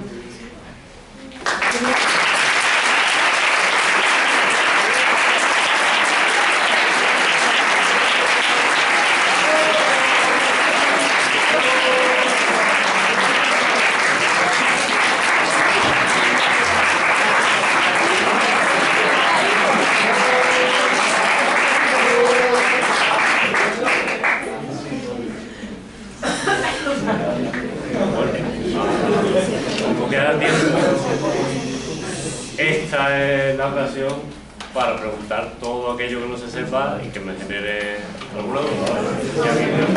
Preguntar sin miedo, además, si no preguntáis nada, tenéis que volver a clase, así que preguntar. Venga. Lo que dices de que Lorca, la revisión queer, que a veces se hace o que se quiere hacer. Queer. Sí. No, bueno, que hay un planteamiento. Hay un planteamiento Sí. que se ve que realmente lo que no hace posible la revisión queer de Lorca es su inmanente carácter psicótico, producido por tanto la carga moralizante de la religión como por la carga moralizante de la sociedad. Pero Lorca es un psicótico aprisionado que no puede reflejar su deseo. Bueno, no sé si... me pregunta que si se puede hacer una revisión queer de Lorca, ¿no? Que si no Hay una hacerla es esa psicosis que él mismo se impone de la carga, ¿no? Moral. Claro, pues muy bien, muy bien. Yo creo que... Vamos, ya he dicho que planteé la pregunta, pero no he dado respuesta un poco porque, por eso, la idea de... es que, bueno, sabéis que me alegro mucho que haya hecho esta pregunta, ¿eh? ¿Cómo te llamas? Antonio. Antonio, gracias por hacer... Porque Lorca es un personaje muy... como autor dramático, pero también como persona, muy contradictorio y muy complejo. Y sí que me preocupa mucho, porque llevo toda mi vida dedicándome a eso, a estudiar, a la valorización que se está sometiendo su figura, el que lo están convirtiendo en bandera de todo, cosa que no le gustaría nada a él, bandera de nada, o de nadie, ¿no? Por eso lo de la revisión, pues, te lo planteo porque en una conferencia que di en el Consejo, bueno, en la residencia de estudiantes hace unos años, había un grupo LGTBI y tal, ¿no? que planteaban estas cuestiones, y yo no me atrevía, sobre todo no quise leerle, ¿no? Porque además hay un poema de Lorca, hay varios, ¿no? Pero hay uno esencial, que es quizá, yo no voy a atreverme a decir que es el poema más importante de Lorca, pero sí uno de los poemas clave para entender su propia personalidad, que es la Oda a Walt Whitman. Es un poema de poeta de Nueva York, poemas clave, junto con Un grito hacia Roma y otros más. Bueno, el poemario de poeta de Nueva York es la repera, vamos. Él es una de las obras clave de la literatura universal del siglo XX, ya no solo en español, a nivel mundial, ¿no? Ese poema es un poema que supuestamente reivindica el amor entre iguales, ¿no? El amor entre hombres, ¿no? Porque coge a Walt Whitman, que era un poeta homosexual, norteamericano, que además es el símbolo de Estados Unidos, el símbolo de la democracia, era un poema que escribe en Nueva York y que termina en Cuba, ¿no? Pero ese poema es un poema contradictorio, porque hay un momento en que empieza a alabar a la homosexualidad, digamos, el amor entre iguales, ¿no? Y coge a un viejo, o sea, el amor no de los jovencitos, de los efeos, de no sé qué, y llega un momento en que cambia y da un corte radical, y empieza a moralizar, y empieza a señalar, o sea, se convierte en un poema homófobo, siendo él homosexual, ¿no? Se puede interpretar, pero lo que tú has dicho es por la carga moralizante, ¿no? Esa parte del poema de Walt Whitman nunca lo quieren, porque es muy políticamente incorrecta ahora, ¿no? Nunca lo quieren reproducir, pero a mí es que me gusta reproducir, porque es aquí cuando se entiende a Lorca. Lorca no vivió su homosexualidad, digamos, con una libertad, como lo hizo, por ejemplo, Gregorio Prieto, su amigo, o Luis Cernuda. Fijaros que el primero que le critica a Lorca la Oda a Walt Whitman es Cernuda, y dice, pero Federico, ¿qué has hecho? Tirar piedras sobre su propio tejado, ¿no? Por eso te decía la de revisión queer, se puede hacer, ¿no? De hecho, bueno, incluso en obra plástica, ¿no? Hay un dibujo por ahí que lo he traído, pero lo he traído no es porque me haya aquí censurado, simplemente que se me ha pasado, ¿no? Que es el suplicio del patriarca San José, donde hay un dibujo donde aparece San José, el padre adoptivo de Cristo, como sabéis, con un sexo femenino y embarazado con mujer, o sea, es casi, o sea, aparece ahí contenido todo, ¿no? Aunque es un arquetipo también ancestral que nos lleva a Platón, ¿no? Pero es un poco lo de la idea, ¿no? Porque el colectivo LGTBI ha convertido a Lorca en bandera, y yo sé que a Lorca no le gustaría nada. Seguro, completamente seguro, Pero bueno, está bien. Lorca ha sido bandera durante tantísimos años de ha sido cogido, manipulado y bueno, y llevado a todos los terrenos que os podáis imaginar, ¿no? Y también, bueno, se ha escrito un relato, o muchos relatos que realmente no tienen que ver con la trayectoria real, ¿no? Ya digo que es pero vamos, estoy hablando, hablad vosotros ahora y vosotras, venga, no tengáis miedo, de verdad. ¿Vale? Dime lo que queráis, lo que os apetezca. Yo que he recopilado varias preguntas, ¿no? Muy bien, Antonio. Que has dicho algo sobre que la mujer víctima de que la sociedad le impone una vida sin sentido, y yo creo que más que una vida sin sentido le impone una vida con un sentido que no quiere, que es sobre todo la maternidad y eso, porque la vida sin sentido sería un poco más satisfactoria en el sentido que podrías hacer. Sí, no, eso es lo que quería decir, ¿no? Sí. Era para saber si... Y también sobre la... Es una pregunta más, ¿cómo decirlo?, histórica, que es sobre la recuperación de la obra que has dicho sobre lo de los Filipín. Amor de un Pelicico, Belisa en su jardín, sí. Que ¿Cómo fue el hecho de recuperar una obra de los archivos? Te lo digo, mira, en el año 28 el grupo El Caracol, que era lo dirigía un tal Cipriano de Rivas Cherí. Cipriano de Rivas Cherí, uno de los grandes directores del teatro de la época, dirigió algunas obras de Lorca, era amigo también. De hecho, en mi último libro recupero un texto suyo, ¿no? Bueno, un texto apócrifo, te lo digo para ponerlo en contexto, era cuñado de Margarita Xirgu, o sea, estaba muy politizado, ¿no? Cuando se va a estrenar, de una manera marginal, llega la policía y retiene la obra, paraliza la obra y se lleva el manuscrito. Se lo lleva a la Dirección General de Seguridad, para que te enteres dónde estaba. Si conocéis Madrid, la Puerta del Sol, por el edificio donde mismo está la Comunidad de Madrid. Allí se retiene hasta el año 33, sí, hasta el año 33, que se decide ponerla en escena de manera marginal, se hizo de una manera colectiva también, y lo puso en escena el grupo teatral Anfistora. Bueno, era un grupo teatral que ponía obras de vanguardia y que dirigía Margarita Ucelay, la que he puesto con Lorca, ¿no? Y ella es la que recupera, se planta en la Dirección General de Seguridad en una obra que Lorca había mecanografiado, y sin más dilación, ya estábamos en la República, en fin, todavía no había pasado el año 34, pide la obra y se la da, y se recupera, porque no había otro texto, afortunadamente, y se monta en escena. Pero sigue siendo una de las obras menos representadas de Lorca, ¿no? Bueno, hay mucho teatro inédito de Lorca, de juventud, está todo sin representar, todo. Menos el manifiesto de la mariposa, ¿no? Que se representó en el año 1920, pero con dos fracasos. Venga, lo de la última fila que os he visto allí muy entretenido, haciendo comentarios.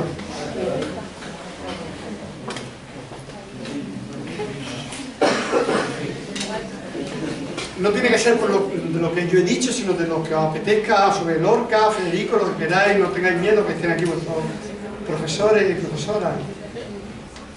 Sí. Una pregunta sobre la pintura. Sí. A mí se no lo he Sí. Pero por ejemplo sobre la montaña. Sobre la montaña.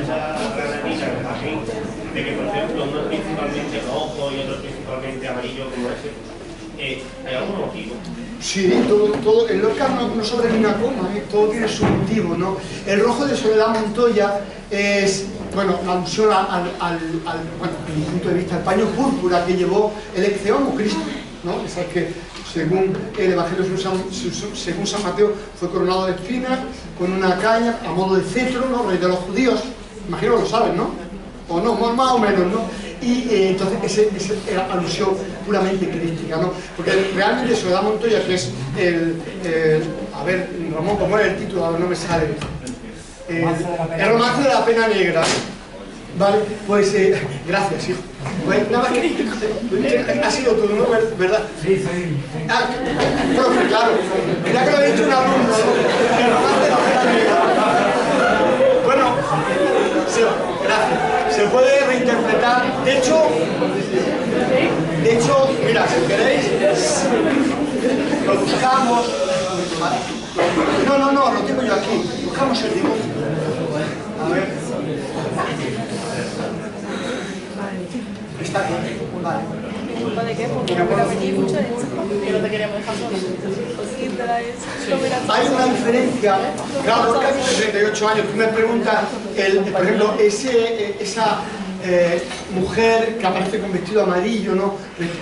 Un dibujo del año 24, Lorca evoluciona también en su pintura, no, digo su pintura, entenderme, su dibujo, pintar pintó muy poco, pero sí dibujó, ¿no? Entonces, esa muchacha triste en un jardín granadino, hay muchas, unas cuantas más, responden a una época, ¿no? Esa época melancólica de seres tristes que nada tienen que ver con los personajes femeninos que van a evolucionar después. Por ejemplo, esa Soledad Montoya, esta que veis aquí, del año 30, la realiza ya en Cuba, aunque responde a un romancero gitano, ¿no? Un romancero gitano que él dibuja allí en La Habana, ¿no? Y claro que hay un simbolismo totalmente de colorido. Aquí la tragedia que alude a lo crístico, es mi interpretación, cuidado, ¿no? Pero bueno, esto no me lanzo al vacío, ¿no? Siempre voy buscando la fuente y sí, siempre hay un simbolismo en la obra, ¿no? Sin embargo, si te das cuenta, tanto las manos hay, o sea, esas manos que aparecen de dolorosas, ¿no? O crísticas que vemos también en el Ecce Homo, ¿no? Bueno, pues son referentes iconográficos. Yo digo que Lorca no da puntadas sin hilo, ¿no?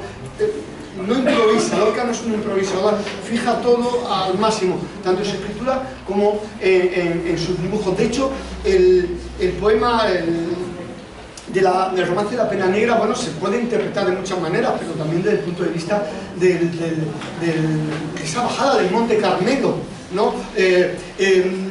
Como San Juan de la Cruz. ¿Os suena San Juan de la Cruz, no? Bueno, San Juan de la Cruz tiene que ver mucho en Lorca también, que influye muchísimo, ¿no? Mirad, si me permitís. Bueno, ¿hay más preguntas? Sí, ¿no? Sí, no. Sí, cuando quieras. Ya que acaba de comentar que Lorca es un detallista ahora de todo el simbolismo que produce en su obra, yo quería hablar de su obra, bueno, de su afición a la música, de su obra musical. Porque, bueno, son muy conocidas las nanas de Lorca, pero compuso algo más aparte de nanas. Sí, bueno, componer compuso poco, se basaba siempre en partitura. Es verdad que Lorca iba para músicos, su madre tocaba el piano y además él iba para músicos, pero al final bifurcó el camino y se dedicó a la poesía y al teatro. Ahí él tiene composiciones arregladas, siempre apoyado por sus amigos, porque no era pero conocía bien y tocaba muy bien el piano. De hecho, podemos escuchar a Lorca, buscar por YouTube las canciones populares antiguas, buscarlas, y vais a escuchar al piano a Lorca y al cante a Argentinita. El que escuchéis ese, o sea, grabó 10 discos de pizarra con La Nana de Sevilla, canciones populares que él recupera de la tradición, pero ten en cuenta que él, con Berueta, con Salazar, con Manuel de Falla, que tuvo con Manuel de Falla, ¿no? Pues claro, él, y luego tiene composiciones para bodas de sangre y para la barraca. Y además da indicaciones, por ejemplo, en Amor de Don Plin Plin tienen que poner música de Pergolesi, ¿no? O de Bach en Bodas de Sangre. La música es importantísima en Lorca. De hecho, la obra, si se monta una obra sin música de Lorca, hay que buscar, hay que rastrear, no tiene sentido. Igual que el jazz. Cuando va a Estados Unidos descubre, ¿no? Uno no puede imaginar un público o una así que pase 5 años sin la música de jazz, que tiene que adornar parte de esa obra, claro que sí. La música es fundamental. Meteros en YouTube, vosotros que estáis en las nuevas tecnologías, si tenéis interés, buscar canciones populares antiguas. Aparecen las 12 canciones que hay, que además son muy conocidas y se han hecho miles de versiones de ellas, Sí. Iba a preguntar dos cosas sobre Bernarda. La primera es, iba a preguntar sobre lo que has dicho que en la casa de Bernarda Alba, en la obra, triunfa el amor frente a la represión. Es decir, no, que... yo he escuchado eso, a lo mejor no lo has dicho. No he dicho exactamente eso. Digo que, bueno, el amor no triunfa, ¿no? Precisamente. Lo que quiero decir que mi interpretación es que el suicidio de Adela, yo lo entiendo como una liberación. O sea, ¿tú cómo vas a soportar una estructura tan tremenda ahí?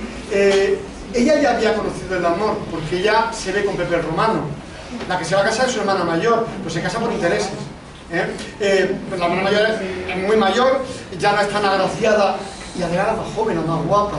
Pero es que también Martino está también enamorada de Pepe el Romano. Claro, la represión sexual ahí es tremenda. Una madre que está machacando a 5 hijas, con una abuela loca, encerrada entre 4 paredes. Claro, por la noche viene Pepe Romano y todas quieren ir con Pepe Romano, normal por otra parte, ¿no? Entonces, ante la no salida, ¿no? A Adela no le queda otra. Dice, yo verme aquí, pues se quita la vida.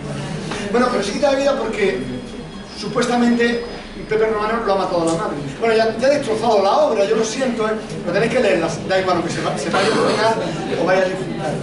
Tiene una correlación con el complejo de Edipo totalmente, una relación con el complejo de Edipo Sí, totalmente, en el que Pepe Romano sería como el significante que lo configura todo, y en el que cuando muere o cuando lo mata Bernarda, o cuando supuestamente lo mata, Adela ya no tiene sentido de vida, entonces se suicida. Y también otra cosa que para ti, es que en mi opinión, yo creo que la obra, si Bernardo hubiese sido el padre en vez de Bernarda, hubiese tenido muchísimo menos poder. Totalmente. Porque Bernarda es como un ejemplo de no solo la represión externa, sino de la interna de la propia mujer, en el que la mujer no solo se reprime, incluso más que desde fuera, desde dentro. Ese que es lo más peligroso de la represión de la mujer. Pues Antonio, has entendido muy bien toda la idea, ¿eh? Este chaval es bueno, este chaval es bueno. Muy bien, perfectamente. ¿Ha leído ya Bernarda algo? Pues nada. Sigue leyendo a Lorca, que poco a poco, tú no te tomes prisa, y disfrútalo porque es para volver siempre. Una vez que te metes ahí ya vuelves siempre. ¿Más preguntas?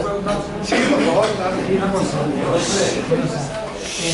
Teniendo en cuenta, ¿no?, que García Lorca venía con cierta frecuencia a Málaga, ¿no? Sí.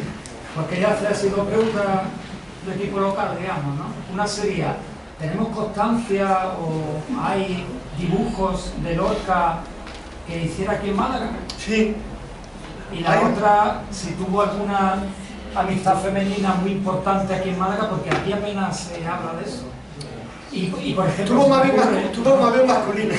Y se me ocurre, eso, si hay un personaje femenino, alguna amistad aquí en Málaga que le marcara, y sí, te voy a por decir ejemplo, si hay constancia de alguna relación con Victoria Kane. Digo por similitudes, por el mismo... Creo que Victoria Kane y Lorca no se iban a llevar muy bien, ¿eh? No lo sé, pero sí que tuvo Fina de Calderón, ¿te suena? Sí, pero... Bueno, pues es una malagueña que tuvo una buena relación con Lorca, y sus herederos tienen algunos dibujos que yo conozco, algún clown por ahí maravilloso, sí. O sea, que ese dibujo aquí más... Sí, algunos más seguro, que se han perdido algunos. Ahora mismo no caigo, pero vamos, su relación fue sobre todo con los hombres, con Emilio Prados, sobre todo con Emilio Prados, y además sus bajadas a Nerja, ya saben muy bien que tenían casa en Nerja, y sus recaladas en el Palo, era uno de los sitios donde, también en Torremolinos, pero bueno, Torremolinos fue más Dalí posteriormente, como todos saben. Sí que hubo una relación muy grande con Málaga también, por supuesto. O sea, que hay dibujos, ¿no? Sí, algunos hay por ahí. Ahora mismo, y en alguna colección privada, sí que hay. Muy bien.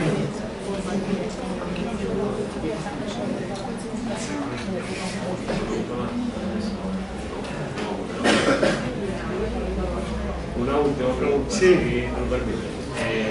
Me viene muy bien el paralelo masculino y femenino.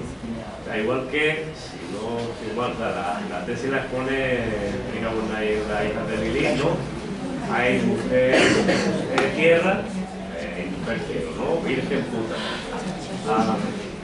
La figura masculina de Lorca, pienso en Bernarda en concreto, porque la hemos trabajado, claro. Pero se puede identificar, Bernarda no aparece ni un solo hombre en escena, pero hay la masculinidad hiperpotenciada de Pepe Romano, Enrique Humana, como pretendiente, el coro de campesinos de Acto Segundo, ¿no?